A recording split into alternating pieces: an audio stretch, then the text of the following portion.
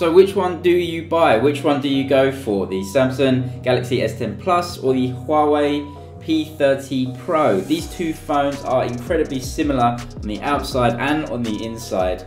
But that P30 Pro, the cameras, does that make you go for that over the Samsung? Let's have a look at both of these phones, what they're giving us, and see which one is the better choice. Right, let's start off with the design of these two, and oh man, I think these two are literally my favorite phones on the market. The design on both of these is just so incredible. Now the P30 Pro has stepped its game up massively from last year's P20 offerings. Look at this phone, it is glass and metal everywhere. Really great design, and it's definitely different from the S10 Plus. The P30 Pro on the top and bottom has a very flat edge, which is really a little bit unique, and I actually really like it. The S10 also brings a incredibly premium design. How can you say that one design is better than the other? They're both very similar, they're both super premium. They're also actually around about exactly the same size as well. Now the P30 Pro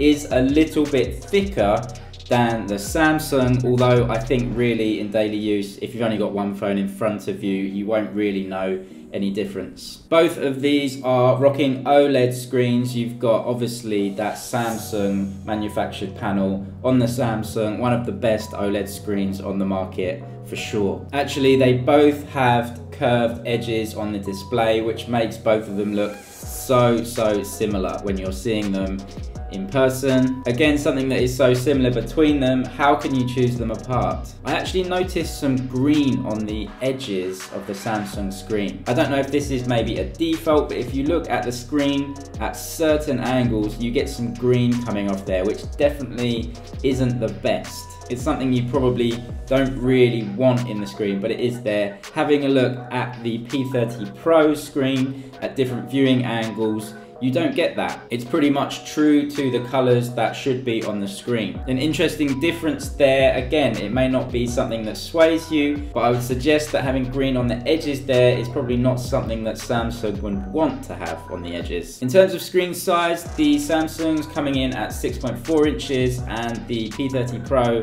actually is a little bit bigger, coming in at around about 6.5 inches. Now the Samsung's screen is higher definition than the P30 Pro. You're getting around about a 2K screen on the Samsung, whereas on the P30 Pro, that is what would be called full HD. Now with the Samsung, I know you can take actually the resolution of the screen, turn it down a little bit, which is probably something you want to do. Maybe a win for Samsung on the spec sheet there, but seeing the two screens, I really don't think you can tell too much difference between them. Full HD is really crisp, and also that 2K screen is going to take up a lot of battery life that the full HD screen won't. Screen to body ratios, actually the Samsung just edges it with around about 89%, whereas the P30 Pro is 88%. Now obviously the biggest difference probably that you'll see with the screens is the notch or the O display at the top. So you get those two cameras at the front there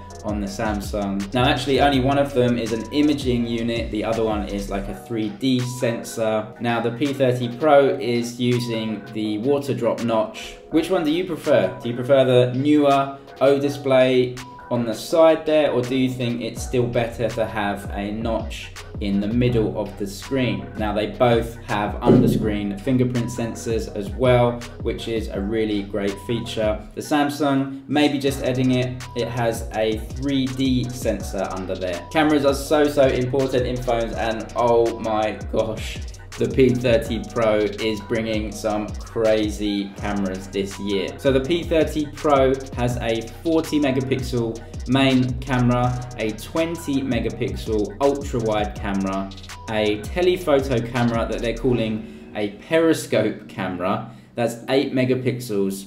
That goes up to 5 times optical zoom. You can get 5 times optical zoom out of a camera on a smartphone. Absolutely unbelievable. They also have a 3D or a time of flight sensor on the back there. So they're calling it a quad camera on the back there, although there are only 3 imaging units that you can actually use. So I actually still think it is a triple camera with an auxiliary unit just helping out. That said, those specs are incredible. 5 times optical zoom on a smartphone, and that helps you go up to 50 times with optical plus digital zoom on a smartphone, on the P30 Pro, 50 times zoom. You just don't realize how far away the things are that you're actually taking photos of. I was taking photos of bikes and things outside the door.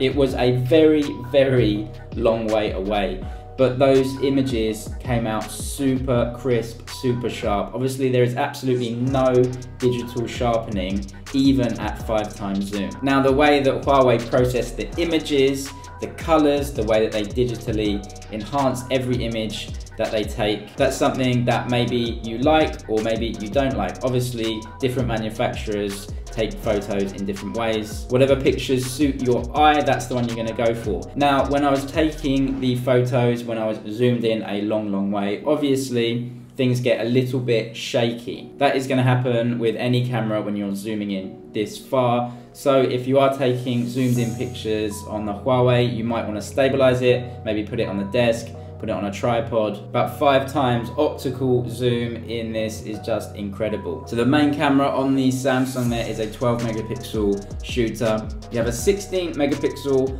ultra wide camera on there too, and you do get a telephoto. Obviously that's a 12 megapixel, but you only get 2 times optical zoom on that one. We've had 2 times optical zoom for a good few years now, and Samsung haven't given us anything on top of that. Now, this optical zoom in smartphones has taken a pretty big step very recently, but P30 Pro has it. It's only a couple of weeks after the S10 Plus, but it does have that 5 times optical zoom. So certainly that functionality is something where I see a big plus, a big advantage for the P30 Pro. The main camera and the zoom camera on both of these phones have optical image stabilization. The ultra wide on both of these phones doesn't. Now, the pictures that are taken between both of these phones, maybe you personally prefer one or the other depending on how they reproduce images, how they reproduce colors. Right, so moving on to the chipset. How does the chipset differ in these two, and how is it supporting the video out of these cameras? Now, the P30 Pro has the Kirin 980. It's not a new chip for sure. We've actually seen it in other phones. It was carried in the Mate 20 range and in some other phones from Huawei already. The Samsung has the Snapdragon 855, or depending on what market you're on, you might get Samsung's own Exynos chip. Just if you have a quick look at Geekbench here, you can see that actually the S10 Plus leads the way. Now, that's the Samsung Exynos chip that leads the way. It actually has better Geekbench results than the Snapdragon 855, although we've seen that the 855 maybe has better battery life overall than the Exynos chipset. So although real world results and Geekbench is not the same, it's interesting to see that the slightly older Kirin 980 really goes almost toe to toe with the Snapdragon 855. Somewhere where the Samsung just edges out the P30 Pro is in video, so the chipsets allow for slightly faster slow-mo and also slightly higher frame rates at higher resolutions. Both phones do 4K recording, although on the Samsung you can go up to 60 frames a second there. Again, that might not be something that bothers you in any way. So maybe the Samsung gives you a little bit of extra functionality with frame rates. You can have higher frame rates when you're recording video, but for 99% of people, myself included, that wouldn't be an issue. For me, it's just that hardware in the camera unit, 5 times optical zoom, 50 times digital zoom that you get in the P30 Pro. The S10 Plus just doesn't give us as much as the Huawei in that area. The battery is actually very, very similar between them. You get a 4,200 mAh battery in the Huawei, 4,100 in the Samsung. So actually the Samsung has a slightly smaller battery, which probably isn't the best considering that 2K screen, although you're probably going to turn that resolution down just to manage battery life on a daily basis. The Huawei is giving us 40-watt fast charging, incredible. So they're saying that you can charge up to 70% in 30 minutes, a really fast time. Actually, the Samsung is only giving us 15-watt fast charging. They both have fast wireless charging, 15-watt fast wireless charging. A very, very cool feature, and actually both of these phones also have reverse wireless charging. Both have USB-C, and actually the Samsung has the headphone jack still, but the P30 Pro has got rid of it. If you want the headphone jack, you have to go down to the P30. Then the P30 changes a lot of the hardware from the P30 Pro as well. Overall, these phones are so incredibly similar, and maybe having a little bit of extra zoom